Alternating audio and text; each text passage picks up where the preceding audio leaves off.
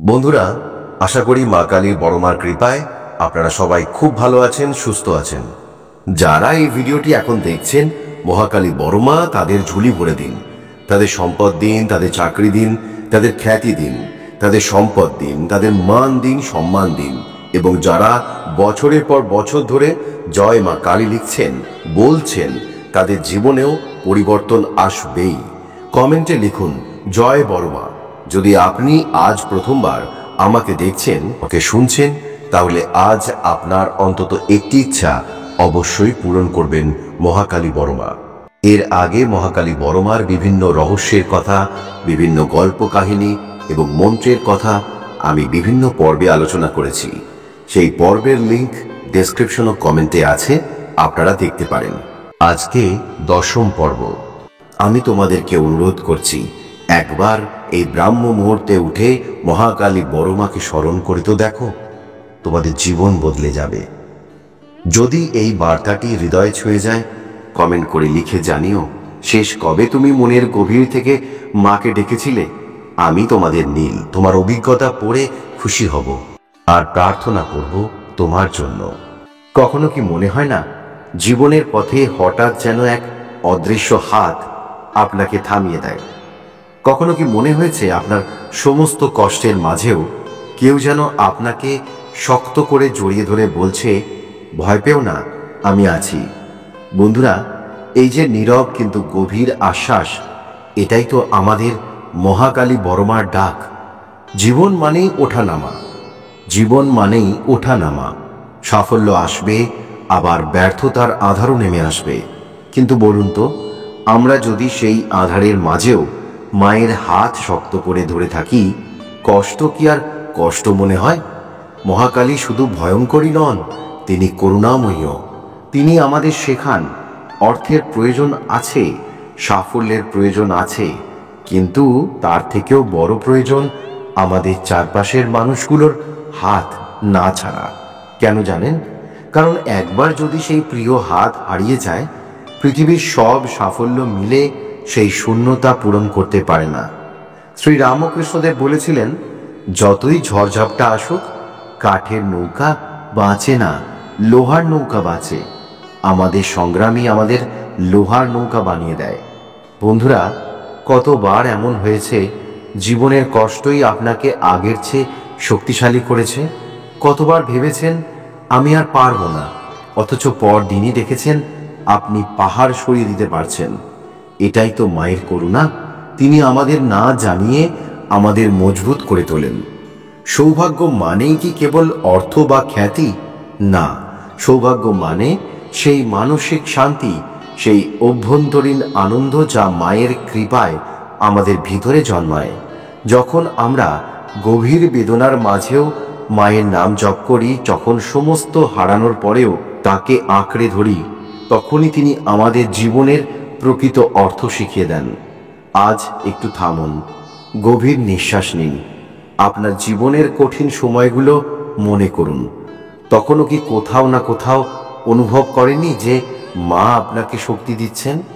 কমেন্টে লিখে জানান আপনার জীবনে কোনো কষ্ট আপনাকে সবচেয়ে বেশি শিক্ষা দিয়েছে। কারণ আপনার গল্প হয়তো অন্য কারোর জন্য আশার আলো হয়ে উঠবে। ভালো মন্দ, সাফল্য ব্যর্থতা সবই ক্ষণস্থায়ী। চিরকালীন যা তা হলো আমাদের বিশ্বাস, আমাদের ভক্তি।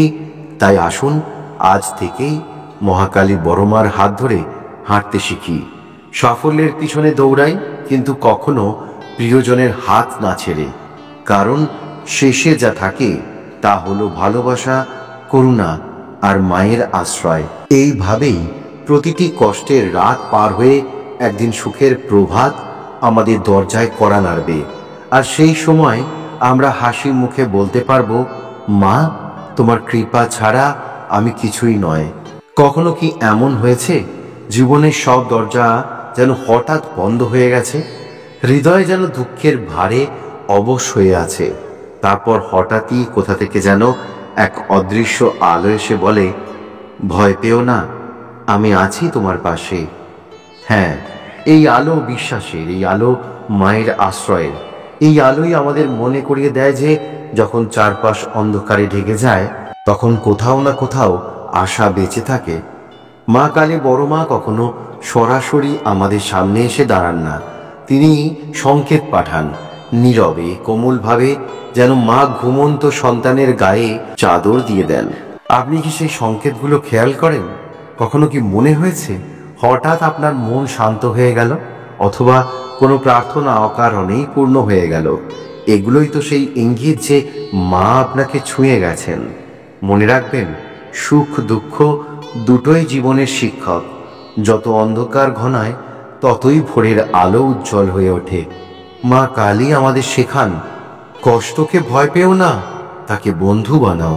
কারণ এই সংগ্রামই আপনাকে প্রস্তুত করে সেই আশীর্বাদ গ্রহণের জন্য যা আপনার পথে আসছে।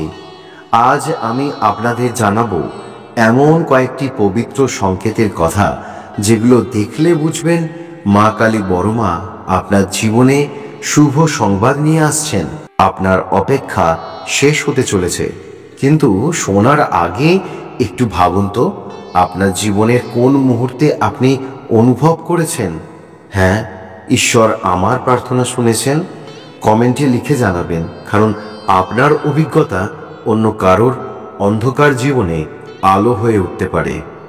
রাতে শুতে যাওয়ার আগে মা কালীর রাত্রিকালীন রীতি: 1 গ্লাস পরিষ্কার জল নেবেন। শোবার আগে একটি কাঁচের গ্লাসে পরিষ্কার জল নিন। গ্লাসটি আপনার সামনে রেখে মন শান্ত করুন। গভীর শ্বাস নিন। সবচেয়ে সহজ এবং শক্তিশালী মন্ত্রটি বলুন, ওম ক্রিং কালিকাওই নমঃ। এই মন্ত্রটি অন্তত 11 বার, 21 বার বা 108 বারও জপ করতে পারেন।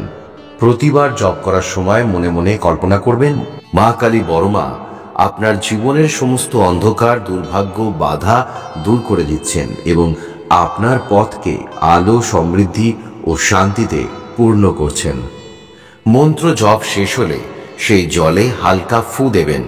এভাবে মায়ের শক্তি, আশীর্বাদ জলে স্থান পায়। জলটি পান করো অথবা শয্যার পাশে রেখে দাও। জলটি পান করবেন অথবা বিছানার পাশে রেখে দেবেন। যদি খুব মন ভারী থাকে, জলটি আস্তে আস্তে পান করবেন এবং কল্পনা করবেন আপনার সমস্ত দুঃখ, দুর্ভাগ্য গলে যাচ্ছে। অথবা গ্লাসটি শয্যার পাশে রেখে দিন এবং সকালে উঠেও সেটি পান করতে পারেন। শেষে মায়ের উদ্দেশ্যে বলুন, মা, আমার জীবনের সমস্ত বাধা, দুর্ভাগ্য ও দুঃখ তুমি সরিয়ে দাও। আমার মনকে শান্তি দাও, আমার পথকে আলো দাও। এই প্রক্রিয়ায় মন শান্ত হয়, ঘুম গভীর হয়। মন্ত্র জপ অবচেতন মনকে শক্তিশালী বানায়, ইতিবাচকতা জাগিয়ে তোলে। জলের মাধ্যমে আপনি আপনার অভিপ্রায়কে শক্তি দিচ্ছেন।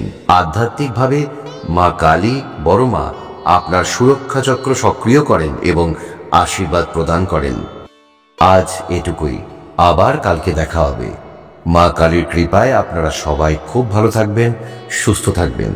আমি আপনাদের নীল। নমস্কার। रुद्र हनुमान मंत्र। ओम नमो हनुमते रुद्रावताराय सर्वशत्रु संहारणाय सर्वरोगहराय सर्ववशीकरणाय रामदूताय स्वाहा।